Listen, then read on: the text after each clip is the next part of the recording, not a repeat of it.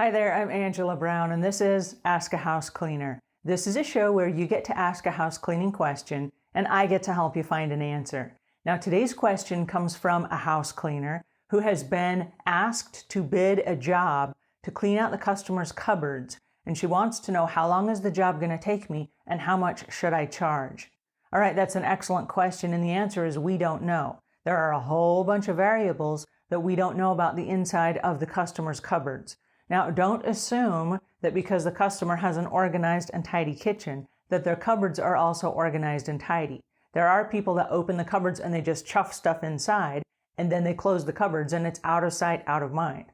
There are also people that get married, and when they get married, they get wedding gifts that are fancy pots and pans and dishes and things like that, and they put them inside their cupboards, never to be seen and never to be used again.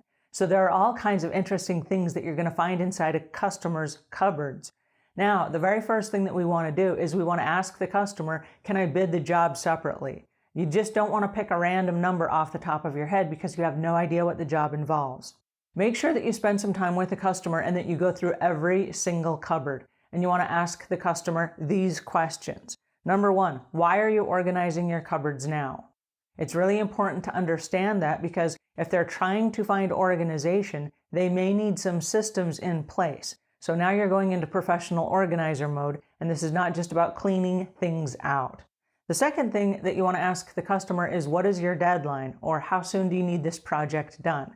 Because if they have company coming over this weekend, and it's just because they're going to be embarrassed that their cupboards are dirty, you need to make sure you understand that as well. If there's not a time limit on it, you might want to schedule this in the future on a day when, let's say that you have a cancellation, and you have an open window slot where you have 3 or 4 hours that is not accounted for, that you can come by and do this project.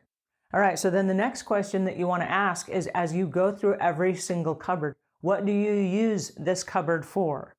And there may be a purpose for that particular cupboard, or they might say, well, I have no idea. I have no idea what's inside the cupboards. So then you want to find out why they're using it, how they're using it, and what their intended use for it is. All right, so then the next thing that you want to ask the customer is, what is your budget for this project? This is not how much are they going to pay you to clean it out, but how much are they going to pay for supplies to organize the cupboards? Because you're going to need some things, whether they are storage units, whether they're lazy Susans, whether they are stacking racks or an elevator shelf or some of those things. You're going to need a bunch of supplies if this is the first time this customer has ever organized their cupboard. Okay, so grab a clipboard, and as you go through the customer's cupboards with the customer, and you go through and you figure out what it is you're going to do to this cupboard, also ask these questions. And these questions will come up as you go through the cupboards. What do you want me to do with duplicates? Because you're going to find that some customers, they don't realize it, but they may have 4 cheese graters, or they may have 4 rolling pins. And then ask them, how do you use these? There was a house that we cleaned that had 4 rolling pins. What do you use these 4 rolling pins for? She says, oh my goodness, I didn't know I have 4 rolling pins. I only ever use 1 rolling pin, and I use it once a year at Thanksgiving when I roll out the pies. Okay, are you going to make the pies from scratch, or are you just going to buy an already made pie shell? Because if you only use the rolling pin once a year, and it's possible that you just might buy an already made pie shell, we can just get rid of all 4 of these because you're not using them. To store something as large as a rolling pin for once a year use, that's using a lot of space for something that you really don't need. Now, if you're a baker and you make lots of pies, having 4 rolling pins may be a very, very good something for your house. And in that case, we want to put those inside a drawer front and center so that you can access those very easily. So it's going to depend on the customer's use. All right, so having said that, when you go through the cupboards, you want to find out what is the lifestyle of the people that live here. Now, you kind of know because you clean their house, but there are a lot of things you don't know. Like when they open their dishwasher, do they want to put all of their dishes right in the cupboard above it or the cupboard next to it? You don't want to have to grab those dishes and wander all the way across the kitchen to a cupboard somewhere remotely where those are, where dishes that you never use could go. Now, something you need to know about dishes. The average family has 4 to 5 sets of dishes. Some are plastic or Melmac dishes that they use on a daily basis that if they drop on the floor, they won't break.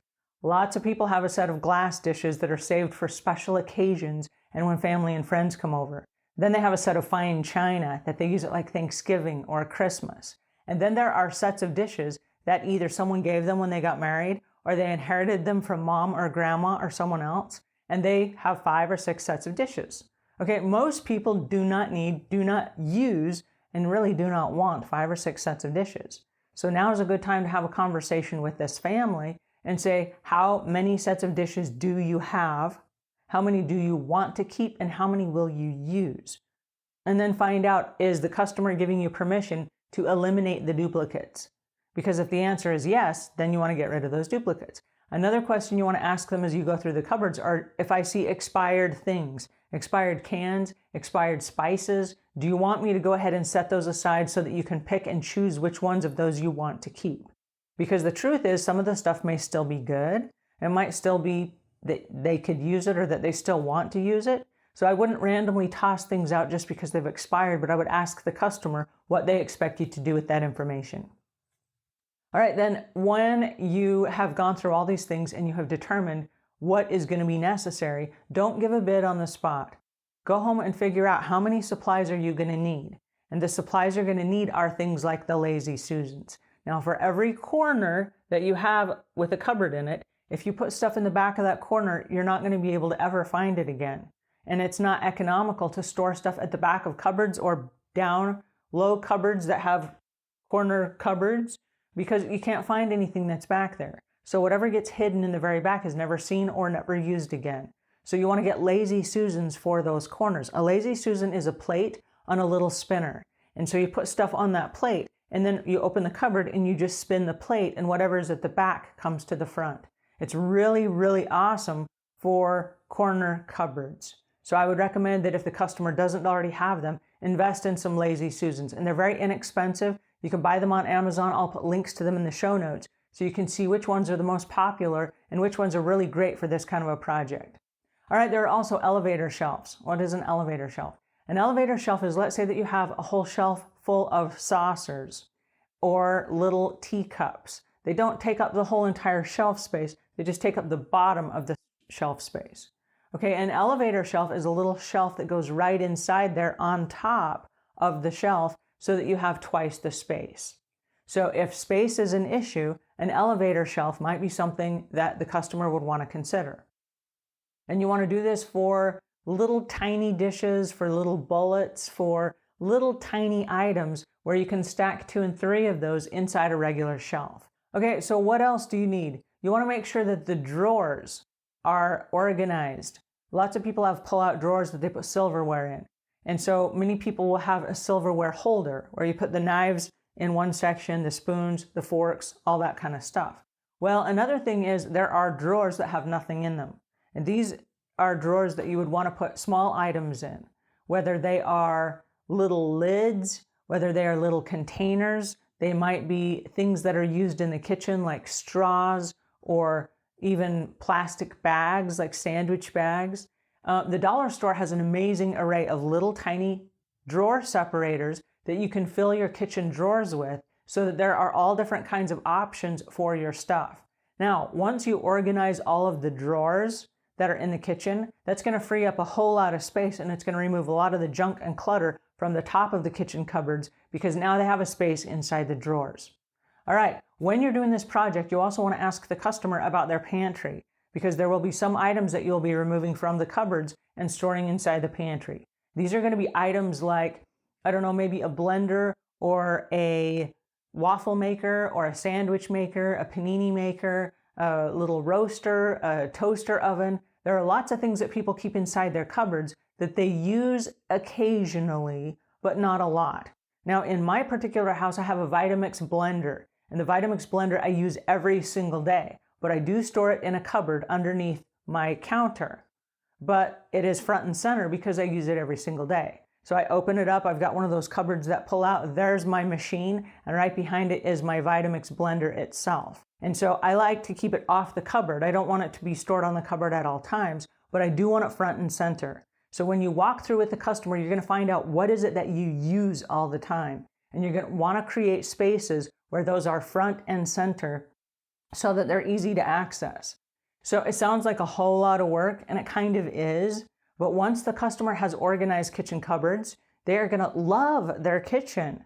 It's going to make cleaning the kitchen so much easier. And once they are able to find things, they're going to use those things so much more.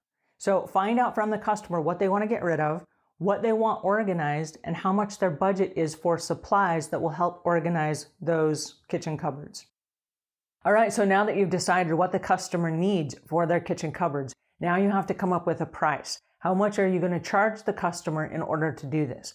My suggestion is that you factor in either the project as a whole, say I can do the entire kitchen for X amount of dollars, or figure it in by the hour, because you don't know how long it's going to take. So you have to price it so that you're going to actually make some money on the project, because this is your time and your energy for bidding the job, for going home and figuring out what the organization solutions are, for buying the organization solutions, whether you buy them on Amazon or at Walmart or Target or any of the other stores, and then coming back to actually execute the job. So you got to figure out a price that's going to make sense for you that also fits into your customer's budget. So this is a project that is considered deep cleaning. It is not part of routine cleaning. It is a special project that could be done on a weekend, or it could be on just a regular day when you don't have other regular routine cleaning.